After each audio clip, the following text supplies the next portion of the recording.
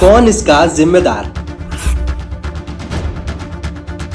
अधिकारी या ठेकेदार? 24 घंटे बाद क्यों खुली निगम प्रशासन की आंखें?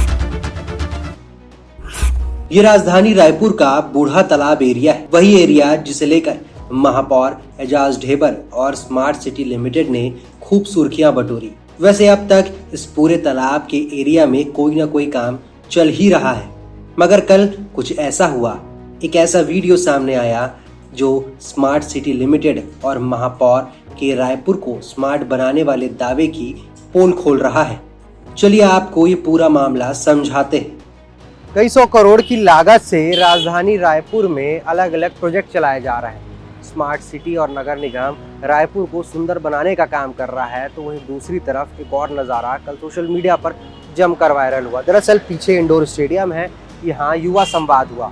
युवा संवाद के वक्त एक तस्वीर सामने आई, कई छात्रों ने भी इसे ट्वीट किया। ये आप देख सकते हैं, ये वो फुटपाथ है जो कुछ दिनों पहले धीरे धीरे कर टूट रहा था। अब अचानक से कुछ समय पहले ये पूरी तरह भरभरा कर गिर गया। आलम यह है कि यहाँ से लोग आते जाते रहते थे, लगातार यहाँ पर लोगों का आना जाना था, आसपास दुकानें लगती हैं, सामने इंडोर स्टेडियम है, लगातार कार्यक्रम होते रहता है, लोग यहाँ आकर के कभी खड़े होते हैं, कभी रुकते हैं। ऐसे में स्थिति ये है कि यहाँ पर अगर कोई आकर के कुछ दिन पहले खड़ा होता तो उसे ये नहीं पता था कि वो शायद इस तालाब में समा जाएगा। इस तालाब की गहराई के बारे में बताने की ज़रूरत नहीं है। रायपुर के सबसे पुराने तालाबों में से एक बूढ़ा तालाब है। आप देख सकते हैं पीछे सौंदर्यीकरण का और भी काम चल रहा है, साथ ही साथ जो गार्डन बनाया गया है वो उस तरफ है, मगर इस तरफ जो फुटपाथ बनाया गया है उसकी ये तस्वीर है। आपको फिर से एक बार तस्वीर दिखाते हैं किस तरीके से यहाँ पर जो ये डैमेज पहुँचा है। हालांकि रायपुर नगर निगम कल तक यहाँ पर कोई बैरिकेटिंग नहीं किए हुआ था। जैसे ही तस्वीरें वायरल हुई, जैसे ही तस्वीरें सोशल मीडिया पर आई और लोगों के बीच आई, तब यहाँ पर जा करके बैरिकेटिंग की गई ताकि लोगों को सचेत किया जा सके कि यहाँ पर कोई नुकसान पहुँचा है। मगर इन सब के बीच सबसे बड़ा सवाल ये खड़ा होता है कि आखिर जिम्मेदार इस तरीके का काम किस तरीके से कर रहे हैं। पहली बात तो ये कि करोड़ों रुपए की लागत और करोड़ों रुपए की लागत के साथ इस तरीके का विकास कार्य किया जाता है। रायपुर को स्मार्ट बनाने की कोशिश की जाती है, अवार्ड लिया जाता है, मगर ये स्मार्टनेस शायद यहाँ पर जो है धंसती हुई दिखाई दे रही है। आपको फिर से वो तस्वीर दिखाता हूँ। आसपास के लोगों का, जो ठेली गुमटी लगाते हैं, उन लोगों का कहना है कि कुछ दिन पहले तक यहाँ पे थोड़ा बहुत डैमेज था, धीरे धीरे करके वो डैमेज बढ़ता गया और अचानक से प्रेशर की वजह से, साइड प्रेशर की वजह से जो है ये पूरी चीज़ें धंस गई यहाँ पे। दूसरी चीज़ यहाँ पे देखी जाए, सबसे बड़ी बात तो ये कि प्लानिंग के हिसाब से देखा जाए तो यहाँ पर पानी निकासी का कोई तरीका नहीं है। आप देख सकते हैं यहाँ से जो रास्ता गुजरता है वो सीधा इस तरफ आता है और ये डेड एंड है। यहाँ पर रोड दोनों तरफ मुड़ती है, पर पानी का बहाव जो है वो यहाँ आकर के जमा हो जाता है, ऐसा स्थानीय लोगों का कहना है, जो आसपास ठिली गुमटी लगाते हैं उनका कहना है। मगर अब इन सब के बीच निगम किस तरीके से काम करेगा?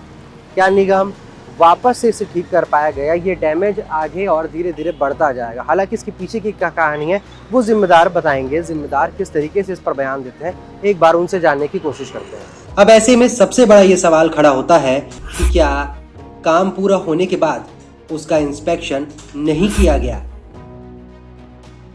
क्या मटेरियल और स्ट्रक्चर में डिफेक्ट है?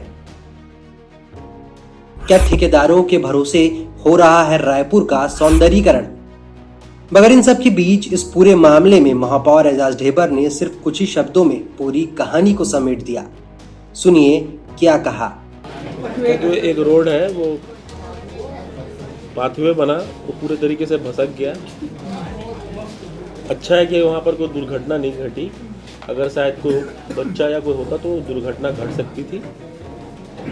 इसके लिए हमने जो ठेकेदार है उसको ब्लैक लिस्ट करने के लिए कहा है, उसको ब्लैक लिस्ट करेंगे। संबंधित जो अधिकारी है, जो भी वहाँ पर ये होगा, जो भी उसके ड्राइंग डिजाइन बनाया होगा, उसके ऊपर भी हमने कार्रवाई करने को कहा है कि उसको नोटिस दो और उससे कारण बताओ, पूछो कि जब इसको बना रहे थे तो क्या आपने नीचे का जो धसक गया वो तो अच्छा कि कोई दुर्घटना मतलब कोई उसमें वो नहीं हुआ, आहत नहीं हुआ। तो वो सभी चीज़ की जो है ई से और जो सब इंजीनियर है उससे पूरी पूछताछ की जाएगी और यदि संतुष्ट जवाब नहीं मिला तो उनको निष्कासित भी किया जाएगा। स्कूल से आए थे उस समय हाँ, हैं? हाँ। स्कूल से आए तो क्या देखे? अरे पानी गिरा था ना, हाँ। तब गिरा अंदर से। अब पानी गिरा, रस्सी गिर गया नीचे। सामने में गिरा? हाँ।